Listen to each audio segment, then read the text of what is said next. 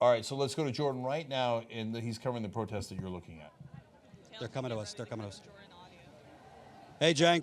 Hey, Jordan. Right now we're on the corner of 12th. We're on the corner of 12th Street and L. As you can see, there's quite the militarized force. You got cops lined up left to right, and what they're doing is detaining between 50 and 100 people.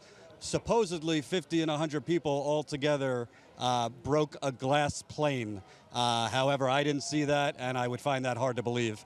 But the police have kept people where across the street where you see on camera right now. They've detained them for about 2-3 hours, and right now they are taking the detained people, protesters, one by one up against white police vans to search them, and then they're putting them in the police vans.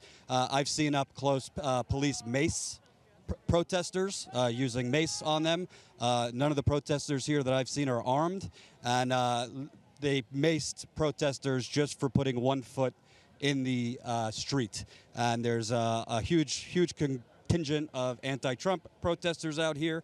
But like in North Dakota, as we've seen, the police are very militarized. They're holding billy clubs, their visors on their face, mace, and they are arresting I'd say between 50 and 100, in my eyesight, protesters right now. Jordan, it's Michael. And several have already gone. Jordan, it's Michael. Just curious, you're in one place. Do you get the feeling that these types of things are happening in lots of places, or did you go to this one because you knew it was going to happen? And what kind of a turnout did they get versus what they expected? Right. Yeah, as you see right in front of us, they're moving one guy to the police van, arresting him. No, these kinds of things are happening really across the city today. I was just lucky. We were in our car and saw this on Twitter that this was kind of getting bigger, so we got off here. But we're seeing this in other places, at the National Mall, at the Capitol, at Union Station, which is a major transit hub here. As far as I could see, at least on this corner, nonviolent, unarmed people, but the police are, pretty much taking action first, asking questions later. I can say, compared to 2012 and 2008, full disclosure, I wasn't here to cover it, but Eric, our cameraman, Emma, my producer, were both here. D.C. is definitely less full, shall we say, than the inauguration of Barack Obama. It's been pretty easy to get around, relatively.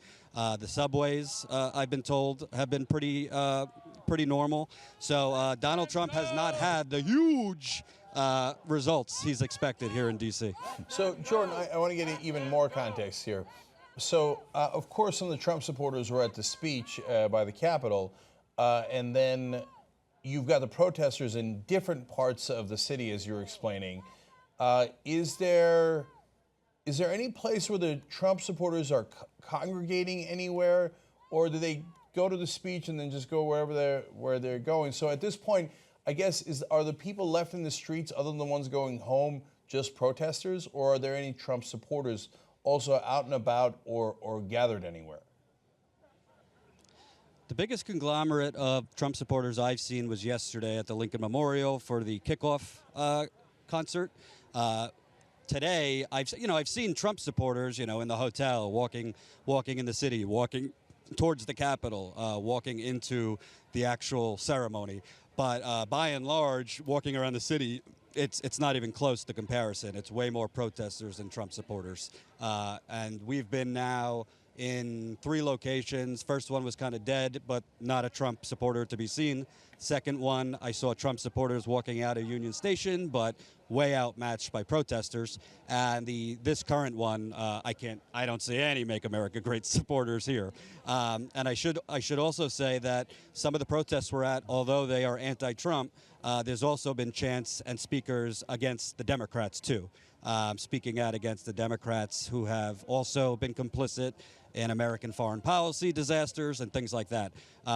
This current rally is very anti-Trump. The previous one had kind of a mix of Black Lives Matter protesters, some socialists, some union members, some code pinkers. I mean, you're kind of seeing a mishmash of different factions all uniting today. Hey, Jordan, it's Michael again. Another question. The parade, the inaugural parade, is going to begin after the luncheon. and that's when a lot of these people kind of mobilize. Do you know of any specific mobilization around the parade itself, and what if there are groups that are just going to be targeting or making sure that they're heard at the parade? Yeah, it's kind of like, it's very similar city to city you go, whether it's Standing Rock or other areas. You have activist groups. I do hear a lot of chatter about, we're going to try to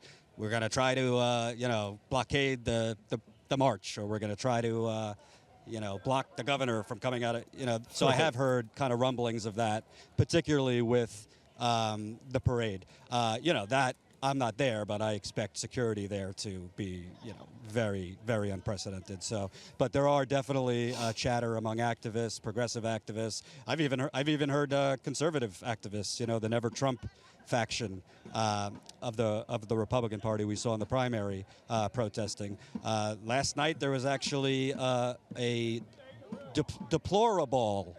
It was, baskets of deplorables, a pun on that, with actual gay Trump supporters, and there were protesters of that. But I have seen in the gazillion group texts that I'm unfortunately in, definitely chatter of them trying to interfere with, and hopefully if they're able to really execute, disrupt the Trump's actual inaugural march. All right. Thank you, Jordan. Appreciate it. We're going to check back in with you, see if anything else is going on the streets. But it's good perspective on what's happening in D.C. today. Thank you. And Cenk, I just want to let you know, literally, I think the minute that Trump was officially sworn in, raindrops started to fall. I don't know if God's crying. Everybody's got a different interpretation of those raindrops.